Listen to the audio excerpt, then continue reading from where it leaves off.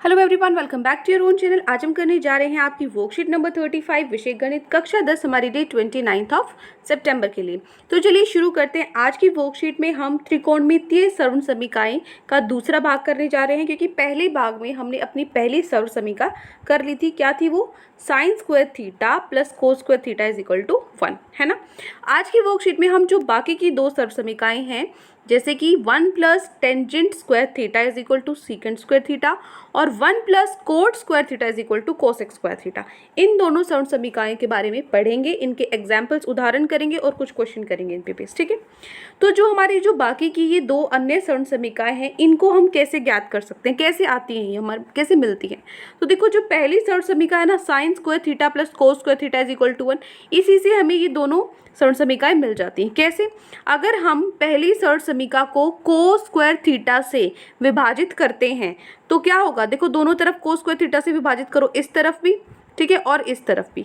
तो यहाँ पे sign square theta by cos square theta क्या हो जाएगा? साइन थीटा बटे कोस थीटा क्या होता है? टेंजेंट थीटा होता है, उसका वर्ग है तो टेंजेंट स्क्वायर थीटा हो जाएगा। कोस स्क्वायर से कोस स्क्वायर कट गया, क्या बचा? 1 बचा। और इधर 1 बटे कोस स्क्वायर थीटा क्या होता है? 1 बटे कोस थीटा क्या होता है? सीकेंट थीटा होता है। इनका वर्ग है तो सीकेंट स्क्वायर का वर्ग हो जाएगा। तो यहाँ पे ये वाली जो हमारी दूसरी सर्व समीकरण है वो हमें मिल गई पहली वाली से। इसी प्रकार जो तीसरी है वो भी हमें पहली से ही मिल जाएगी, ठीक है। अगर अब की बार हम पहली को कोस स्क्वायर थीटा की बजाय साइन स्क्वायर थीटा से विभाजित करें तो हमें तीसरी सर्व समीकरण मिल जाएगी। क्या करेंगे? दोनों तरफ हम साइन स्क्वायर थीटा से विभाजित कर देंगे। इधर साइन से साइन कट गया, हो गया 1। इधर कोस square theta by sine square theta क्या हो जाएगा? Coat square theta. और इधर 1 by sine square theta cosec square theta, ठीक है। सो ये हमारे पास आ जाती है तीसरी सर्व समीकरण। अब इन दोनों सर्व समीकरणों को, जो दूसरी और तीसरी है, इनको कैसे लिख सकते हैं? जैसे हमने पहली सर्व समीकरण को 2 या 3 तरीके से लिखा था, है ना, इसी तरीके से इनको भी लिखेंगे। कैसे लिखेंगे? देखो, 1 plus tangent square theta is equal to secant square theta. अगर मैं यहाँ पे जो टेंजेंट स्क्वायर थीटा है इसको इस तरफ ले जाऊँ, इधर माइनस में हो जाएगा, तो secant square theta minus tangent square theta क्या बचेगा? 1 ही बराबर बचेगा। इस तरीके से भी लिख सकते हैं, या फिर आप इसी को इस तरीके से लिख सकते हो, दोनों तरफ इसको अंडर रूट कर दो, यहाँ पे वर्ग से आपका रूट कट जाएगा, इधर क्या बचेगा? Under root of 1 plus tangent square theta. एक ये तरीका है। या फिर अब की बार हम टेंजेंट स्क्वायर थीटा की बजाय आप 1 को उधर ले जाओ तो क्या हो जाएगा? Tangent square theta is equal to secant square theta minus 1 हो जाएगा, है ना। तो टेंजेंट थीटा क्या हो जाएगा? Under root of secant square theta minus 1 हो जाता है ये। अब देखो, तो यहाँ से हमारे पास एक जो दूसरी सर्व समीकरण है उसको हम 4 तरीके से लिख सकते हैं। यहाँ पे इसी तरीके से इसको लिखेंगे। सबसे पहले कोट को उधर लेकर जाएंगे, क्या बन जाएगा? Cosec square theta minus cot square theta क्या होता है? 1 के बराबर होता है, ठीक है। फिर हम क्या करेंगे? 1 प्लस, अब की बार कोट को इधर अगर हम यहाँ रखते हैं, दोनों तरफ क्या कर दो? अंडर रूट कर दो, ठीक है। दोनों तरफ अंडर रूट कर दिया, क्या बचा? Under root of 1 plus cot square theta बचा। दूसरा तरीका ये है। तीसरा तरीका क्या है? 1 को उधर ले जाओ, कोसेक स्क्वायर थीटा माइनस 1 हो जाएगा। और चौथा तरीका क्या होगा? इसको अंडर रूट कर दो, ठीक है ना, वही। तो इस तरीके से हम इन सर्व समीकरणों को लिख सकते हैं। अब कुछ उदाहरण करते हैं इस पे बेस्ड। पहला उदाहरण है, सिद्ध करना है आपको कि secant square P minus tangent square P minus cosec square P plus cot square P is equal to 0। मतलब आपको जो ये दिया हुआ है लेफ्ट साइड, इसको आपको 0 के बराबर दिखाना है। कैसे दिखाएंगे? जो बाया पक्ष है आपका, ये वाला बाई पक्ष को लिखेंगे हम। बाई पक्ष में देखो, चीज़ आप यहाँ पे देख पा रहे हो कि सीकेंट स्क्वायर पी है और क्या है आपके पास? यहाँ पे है कोसेक स्क्वायर पी, ये है।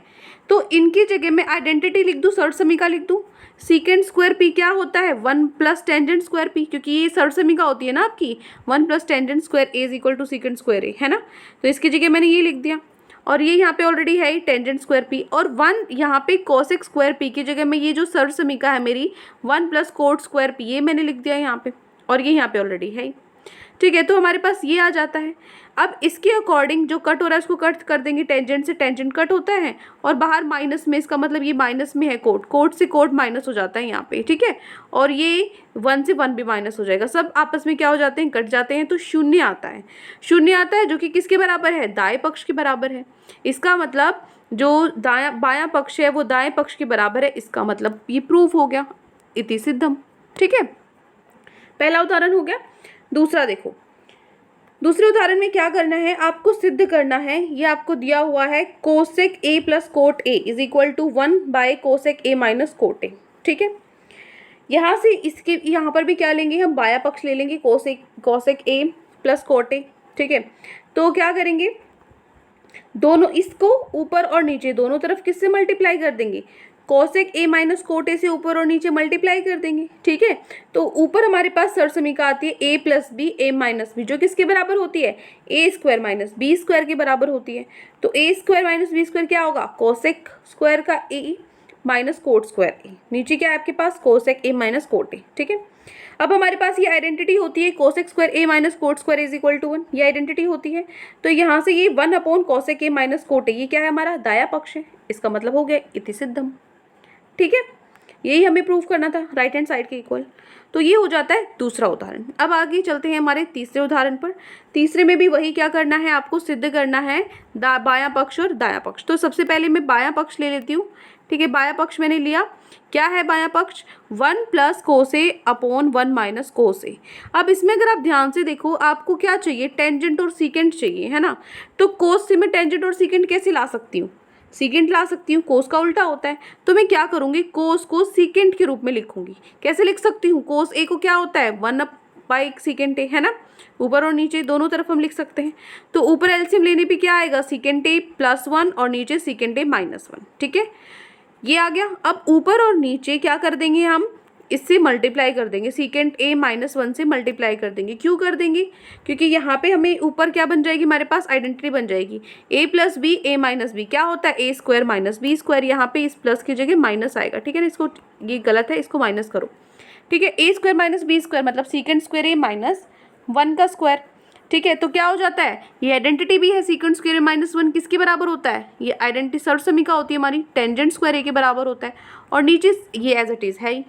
तो ये हमारे पास क्या आ जाता है, आंसर आ जाएगा हमारा जो दाएं पक्ष के बराबर है, दायां पक्ष भी यही था। तो बायां पक्ष और दायां पक्ष दोनों बराबर है, इसका मतलब प्रूफ हो गया इति सिद्धम, ठीक है। तो ये कुछ उदाहरण थे। अब हम क्या करेंगे, आपके प्रश्न उत्तर पे चलते हैं। तो आज की वर्कशीट में ये 3 क्वेश्चन है, आपके 3 प्रश्न दिए गए हैं, तीनों के हल हम करते हैं एक एक करके। सबसे पहले प्रश्न है आपका, रिक्त स्थान भरिए, ठीक है, फिल इन द ब्लैंक्स भरने हैं आपको। जो मैंने रेड से लिखा है ये आपके आंसर्स हैं। क्या होती है, ये चारों की चारों जो ये रिक्त स्थान दिए हुए हैं ये आपकी सरसमीका है, उनको बस रिवाइज कराया हुआ है। जो आज दूसरी और तीसरी सरसमीका उसको रिवाइज किया हुआ है कि उसको अलग अलग रूप में जो हमने लिखा था वही है ये, ठीक है। क्या होती है हमारी सरसमीका, dash minus tangent square theta is equal to 1। क्या होती है, secant square theta minus tangent square theta is equal to 1। ये होती है पहली सरसमीका, ठीक है।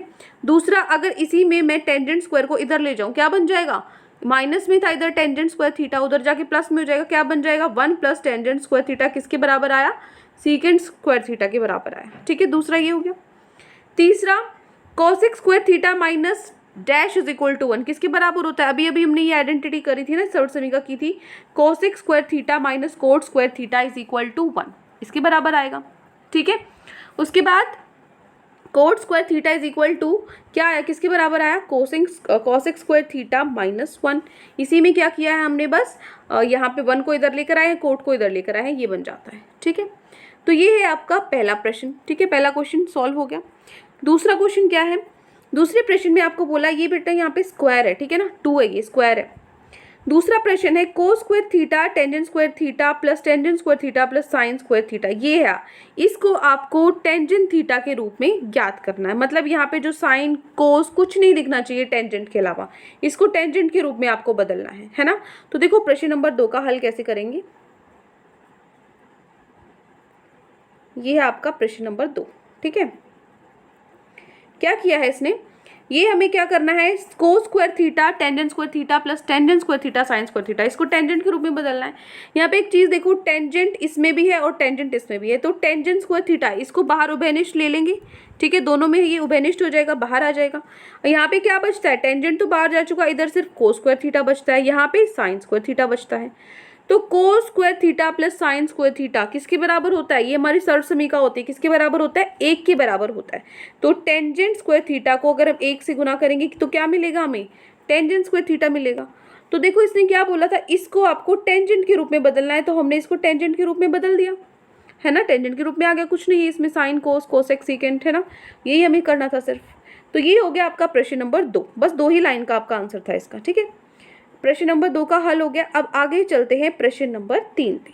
तीसरा प्रश्न क्या कहता है, यदि √3 टेंजेंट थीटा आपके पास 3 साइन थीटा के बराबर है, ठीक है, ये आपको बराबर दिया हुआ है, तो आपको सिद्ध करना है कि sign square theta minus cos square theta 1/3 के बराबर है, ठीक है।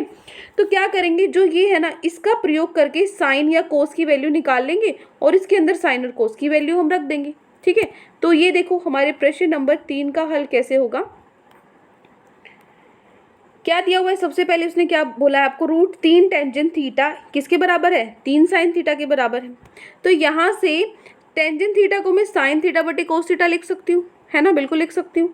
तो यहाँ पे साइन थीटा से साइन थीटा कट गया, ठीक है। क्या बचता है हमारे पास, √3 बटे कोस थीटा 3 के बराबर बचा, यही बचा हमारे पास। अब इसको हम क्या करेंगे, क्रॉस मल्टीप्लाई करेंगे, ठीक है। क्या करेंगे, यहाँ पे 3 को नीचे ले आओ, कोस को ऊपर ले जाओ, ठीक है, 3 को नीचे ले आओ, कोस को ऊपर ले जाओ। तो कोस थीटा का मान कितना आ गया, √3/3। कोस थीटा का मान आ गया, तो जो हमें दिया हुआ था, क्या दिया हुआ था, हमें क्या सिद्ध करना था कि जो sign square theta minus cos square theta है ना, उसको 1/3 के बराबर हमें रखना था। तो यहाँ पे कोस का मान तो है हमारे पास, तो कोस, इसमें कोस की जगह ये रख देंगे, लेकिन साइन की जगह क्या करेंगे, तो हम कोस की वैल्यू है ना हमारे पास तो सिर्फ, तो हम क्या करेंगे, साइन को कोस में बदल देंगे ताकि हम इसके अंदर उसका मान रख सकें। तो साइन स्क्वायर थीटा को कोस में बदलने के लिए कैसे लिख सकते हैं हम, जो हमारी पहली सर्व समीका है, साइन स्क्वायर थीटा किसके बराबर होता है, 1 माइनस कोस स्क्वायर थीटा के बराबर होता है, ठीक है। तो यहाँ से अब हमारे पास ये वैल्यूज आ गई, कोस की वैल्यू हमारे पास है, ठीक है, कोस का मान हम रख देंगे, क्या रखेंगे यहाँ से, √3/3 रखेंगे। तो 1 माइनस √3/3 का वर्ग, और यहाँ पे भी √3/3 का वर्ग। बस अब इसको हल कर देंगे, कैसे करेंगे, √3 का वर्ग 3 होता है, 3 का वर्ग 9 होता है, यहाँ पे भी सेम 3/9 आ जाएगा। अब क्या करेंगे, इसका एलसीएम ले लेंगे, नीचे एलसीएम क्या आ जाएगा आपके पास, 9 आएगा, ऊपर क्या आ जाएगा, 9 - 3, ठीक है। फिर यहाँ से क्या करेंगे, 9 माइनस 3 कितना होता है, -6, 9 - 6 कितना हो गया, 3 हो गया। 3/9 को काटोगे तो 1/3 आएगा।